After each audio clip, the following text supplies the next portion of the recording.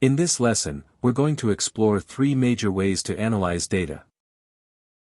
Part 1 focuses on measures of central tendency, including the mean, the median, and the mode. Part 2 looks at measures of variability, such as mean deviation, variance, and standard deviation, and how they describe the spread of data. And in Part 3, we'll examine measures of relative standing, including percentiles and z-scores, to see how individual values compare to the rest of the dataset.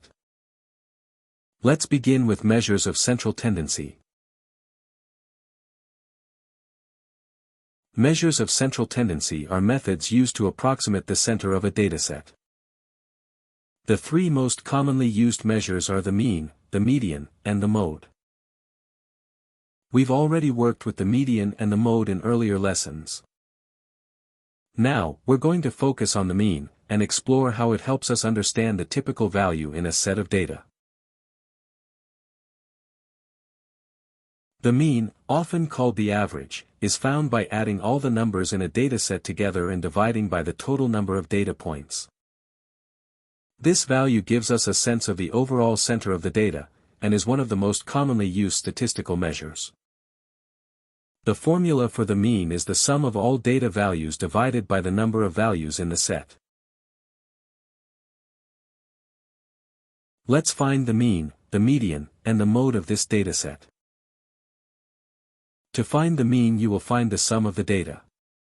So 129 plus 125 plus 123 plus 129 plus 124 plus 129 plus 123 equals to 882. Next, find out how many numbers are in the data set. Then divide 882 by 7. 882 divided by 7 is 126, so the mean of the data set is 126. Next is the median. To find the median, order the numbers from least to greatest. Then to find the middle, eliminate numbers from each side. Once the numbers have been scratched off, it will be easier to see 125 is the middle number, and therefore the median of the data set is 125. Finally, the mode is the value that occurs most often. Since 129 appears the most, the mode is 129. Now we're moving into measures of variability. A measure of variability tells us how spread out a set of data is. Instead of focusing on the center, variability describes how far the data points are scattered from the mean or from each other. Some common ways to measure variability include mean deviation, variance, and standard deviation. We'll look at each of these in order, starting with mean deviation. To find the mean deviation, we start by calculating the mean of the data. Then we subtract the mean from each value in the dataset, and take the positive distance from each point to the mean.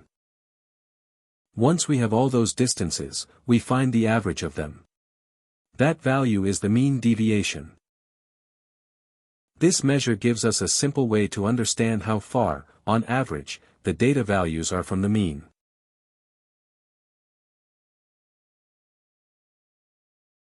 This problem asks to find the mean deviation of a data set. Begin by finding the mean. Adding all 10 numbers gives a total of 30. Since there are 10 values in the data set, then dividing by 10 would get the mean, which is 3. Next, subtract the mean from each value in the dataset. These differences show how far each number is from the mean.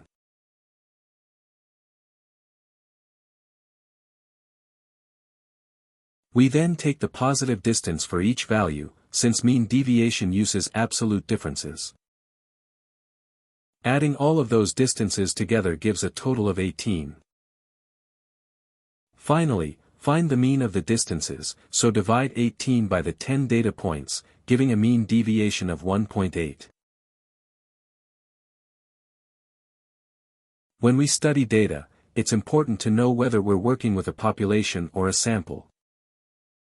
A population includes every member or data point we want to study, while a sample is a smaller subset taken from that population. Populations give us exact values, but they are often too large to measure directly. Samples allow us to estimate those values when time, cost, or access is limited. Understanding whether we have a sample or a population determines which formulas we must use.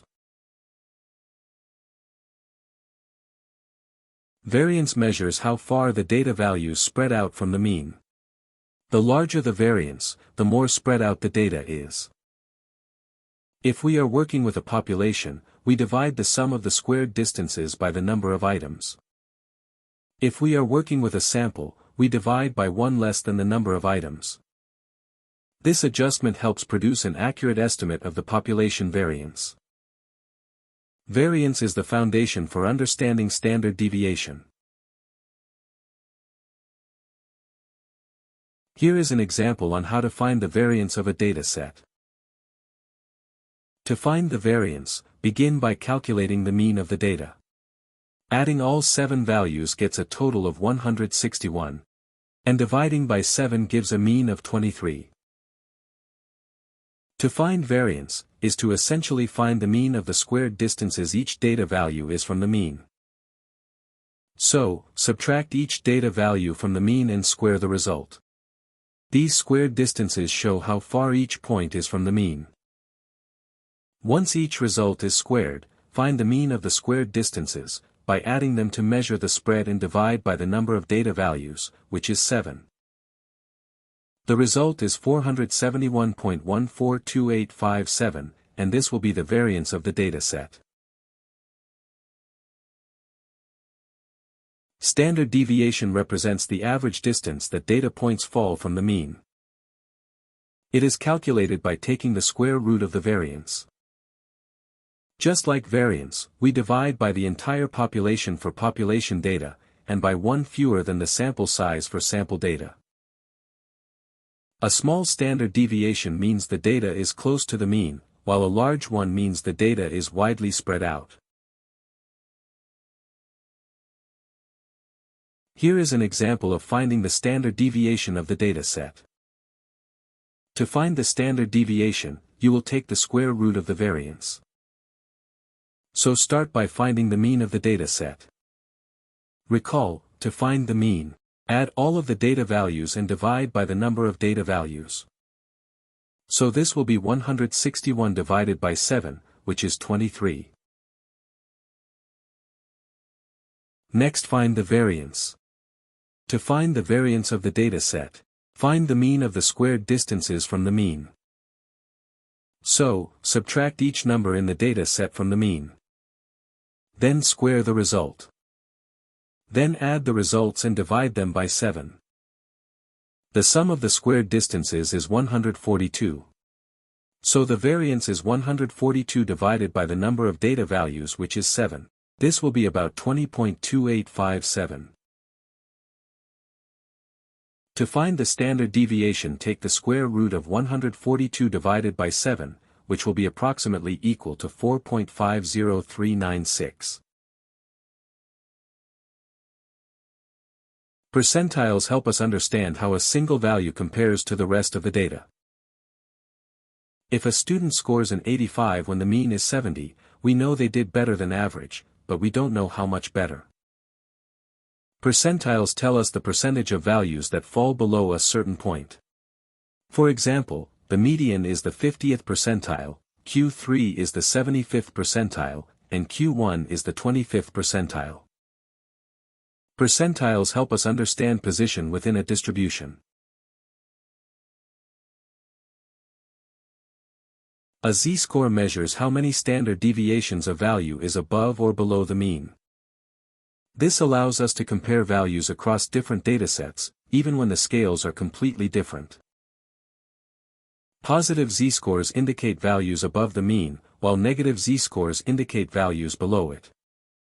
To find a z-score, subtract the mean from the value and divide by the standard deviation. Here is an example of how to find the z-scores of a dataset. Start by finding the mean. Add all 6 values together. Then divide by the number of data values, which is 6 to get a mean of 81.5.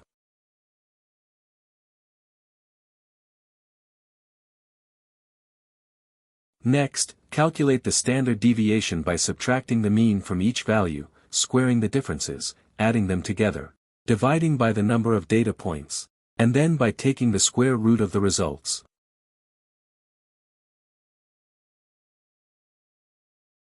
Taking the square root of the results is approximately equal to 6.994. And this is the standard deviation. To find a z-score, we subtract the mean from a value and divide by the standard deviation. So the z-score of 84 is 84 minus 81.5 divided by 6.994. This will be about 0.357.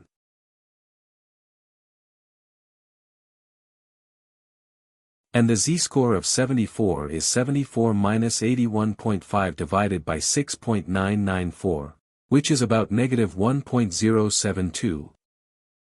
A positive z-score means the value is above the mean, and a negative z-score means it is below.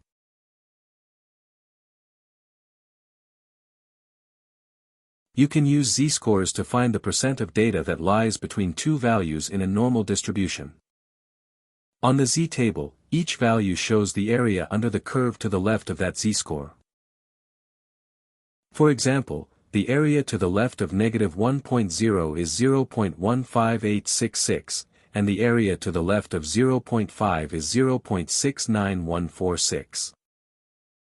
So the difference between the percentiles would be 0.6916 minus 0.15866, which is 0.5328. Or 53.28%. That's the end of our lesson. Thanks for watching.